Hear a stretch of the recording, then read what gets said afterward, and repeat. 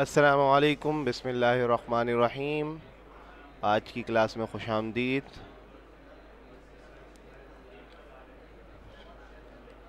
आज की जो हदीस है, हज़रत मोहम्मद सल्लल्लाहु अलैहि वसल्लम ने फरमाया, जो हक़ पर होने के बावजूद झगड़ा नहीं करता, मैं उसके लिए आला जन्नत का ज़ामिन हूँ। तो बच्चों, हमारी ज़िंदगी में ऐसे लम्हात आते रहते हैं। हमारे क्लासरूम में बहुत सारे इख्तलाफात हो जाते हैं छोटी छोटी बातों पे। अगर हम उसको अल्लाह की रज़ा के लिए माफ़ कर दें, टीचर से शिकायत ना करें, उसको पे लड़ाई झगड़े ना करें, दिल से माफ़ कर दें, तो अल्लाह ताला हमें इसकी बहुत सारी जज़ा देगा। हमें कोशिश करनी चाहिए कि हमारे हर अमल अल्लाह की रज़ा के लिए हों। अगर किसी से नाराज़ हों तो वो सिर्फ़ और सिर्फ उसका मकसद अल्लाह की रज़ा हो, और अगर किसी से खुशी से मिलें तो वो अल्लाह की रज़ा के लिए हो। आगे चलते हैं। लेक्चर नंबर 5 है plants and classifying plant and animal. इंशाल्लाह आज हम इसके सवाल जवाब करेंगे। टोटल 5 क्वेश्चंस हैं और 2 थिंक टैंक के क्वेश्चंस हैं। इंशाल्लाह आज जो हम करेंगे 4 इस क्लास में करेंगे और 5वां क्वेश्चंस लेक्चर नंबर 6 में करेंगे, और उसके साथ साथ 2 थिंक टैंक के सवाल जवाब भी करेंगे इंशाल्लाह। आगे चलते हैं। प्रीवियस नॉलेज में जो हमने पढ़ा, वर्टिब्रेट्स के बारे में पढ़ा, उसमें इनवर्टिब्रेट्स के बारे में पढ़ा। इनवर्टिब्रेट्स में आर्थ्रोपोड्स वो होते हैं जो जॉइंटेड लेग्स के साथ होते हैं, और आपके पास इनवर्टिब्रेट्स में विदाउट जॉइंटेड लेग्स भी होते हैं। तो उनके नाम पढ़े थे हमने, उनकी कुछ कैरेक्टरिस्टिक्स पढ़ी थी। वर्टिब्रेट्स में हमने फिश, शार्क, सी हॉर्स वगैरह देखे, एम्फीबियंस देखे, बर्ड्स देखे, रेप्टाइल देखे, स्नैक्स देखे, लेजर्ड देखे। बहुत सारे बच्चों से ये मिस्टेक हो रही थी। कल लास्ट क्लास में एक बच्चे ने ये जवाब दिया कि सर इनवर्टिब्रेट्स में लेजर्ड होती है, तो लेजर्ड इनवर्टिब्रेट में नहीं बेटा, वर्टिब्रेट्स में होती है। नॉर्मली हम इनवर्टिब्रेट्स में ज़्यादातर जो हमारे पास आर्थ्रोपोड्स, हाँ बल्कि उसने आर्थ्रोपोड्स में बोला था भाई, आर्थ्रोपोड्स में विदाउट बैकबोन्स होते हैं और ज्वाइंटेड लेग्स, सेगमेंटेड बॉडीज़ में होते हैं, जिनकी बॉडी सेगमेंट्स में होती है और बहुत सारे उनके लेग्स होते हैं। और इनवर्टिब्रेट्स में हमने वो एनिमल्स देखे जो विदाउट बैकबोन और जॉइंटेड लेग्स थे, जिसमें हमने स्पंजीज, स्नेल्स, ऑक्टोपस वगैरह और भी बहुत सारी चीज़ें देखी थी। आज की क्लास का आगाज़ करते हैं। पहला क्वेश्चन है आपका, the table below shows how अच्छा, ये आपके पास जो है मौजूद है, किताब में सवालात मौजूद है, तो किताब से अपने सवाल को देखना है और फिर यहाँ पे उसका आंसर मौजूद है वो देखना है। तो ये क्वेश्चन आप बुक से उतारेंगे। फिर इसमें कुछ डोमेन्स लिखे हुए, कुछ बातें हैं टेक्नोनॉमिक ग्रुप के हवाले से। डोमेन क्या होता है, किंगडम्स क्या होती है, फाइलम क्या होता है, और जीन क्या होती है, ऑर्डर क्या होता है, फैमिली क्या होती है, जीनस क्या होती है, और स्पीशी ये क्लास है।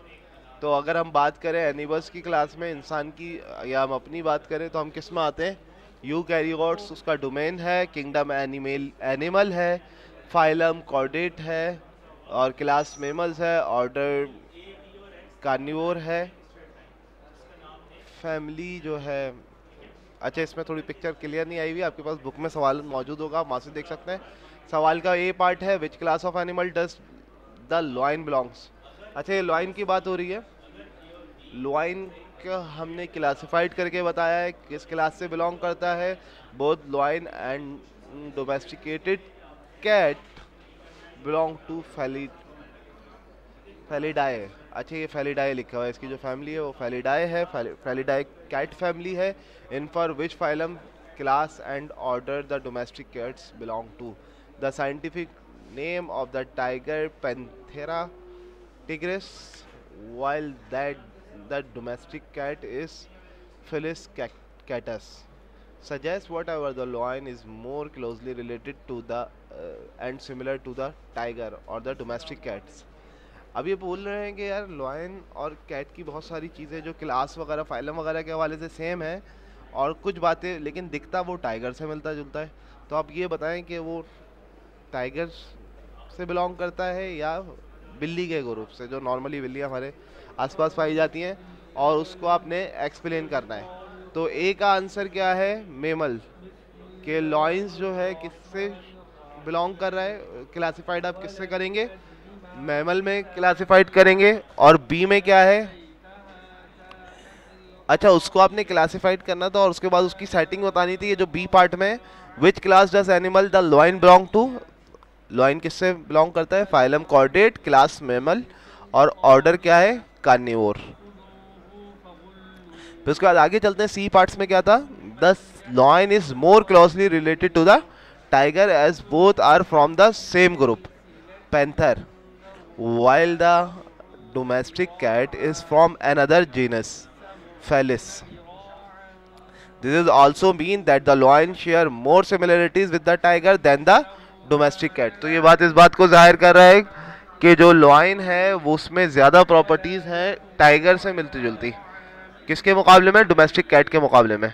अब आगे चलते हैं, आपके पास स्पीशीज़ क्या है, uh species is a group of living, a species is a group of living things that share many similar characteristics. They can breed with one another to produce fertile offspring. ये बात हम species के बारे में कर चुके थे कि स्पीशी क्या होता है, स्पीशी जो है सिमिलर कैरेक्टरिस्टिक्स होती है लिविंग थिंग की, जो ब्रीड करते हैं, मतलब आगे अपनी नस्ल को बढ़ाते हैं एक या एक से ज़्यादा मुख्तलिफ, और उनसे फिर जो बच्चे पैदा होते हैं उनमें जो कैरेक्टरिस्टिक्स होती हैं उसको आप स्पीशी कहते हो।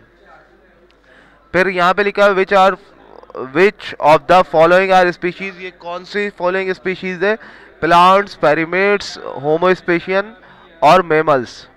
तो इसमें क्या है, which of the following are species, इसमें स्पीशी क्या चीज़ है, होमोस्पेशियन सिपियन। फिर इसके बाद है आपके पास predict whether a monkey and squirrel will be able to breed naturally to produce offspring, explain your answer. No, a monkey and a squirrel are different species and are unlikely to breed one another to produce offspring. ये दोनों मिलके कोई baby पैदा कर सकते हैं, कौन क्या क्या, मंकी और स्क्विरल। स्क्विरल एक अलग चीज़ है, मंकी एक अलग चीज़ है, तो ये हरगिज़ ऑफस्प्रिंग पैदा नहीं कर सकते। फिर इसके बाद चलते हैं, some people are right handed while some are left. तो इस बात को अब क्या कहोगे, वेरिएशन। कुछ लोग सीधे हाथ से काम करते हैं, कुछ लोग उल्टे हाथ से, लेफ्ट, तो इसको आप क्या कहोगे, वेरिएशन। फिर आगे चलते हैं, इसका बी पार्ट है, describe briefly what you can do investigate whether most of your classmate are right handed और left handed, in what way can you record your observation and present them. अच्छा, किस तरह से आप देखोगे कि यार किस तरह से इन्वेस्टिगेट करोगे कौन लेफ्ट हैंड राइटिंग करता है और कौन राइट हैंड।